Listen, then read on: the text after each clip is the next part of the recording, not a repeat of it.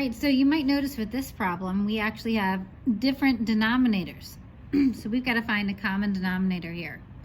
So we have 5/8 and 1/4, and we want to make sure that we can find the least common denominator because that's going to make our life a lot easier. So I move this down a little.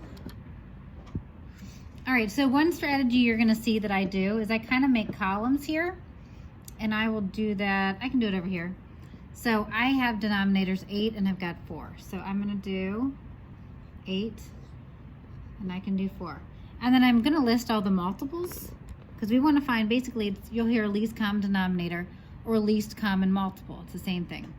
So I'm going to go ahead and list the multiples, and I want to wait until I get to the one that's going to be the same. So let me go ahead and start with 4. No, actually, let's start with 8.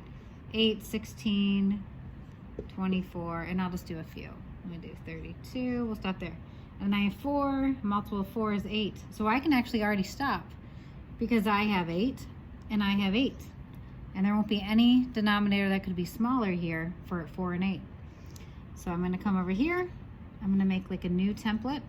I'm going to put 8s in here because it's going to be our denominator.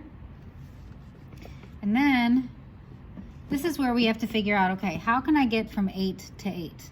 What times 8 gets me 8? Well, 8 times 1 gets me 8. And then whatever I do to my denominator, I have to come up here and do to my numerator. So 5 times 1 gets me 5. And then down here, 4 times what gets me 8?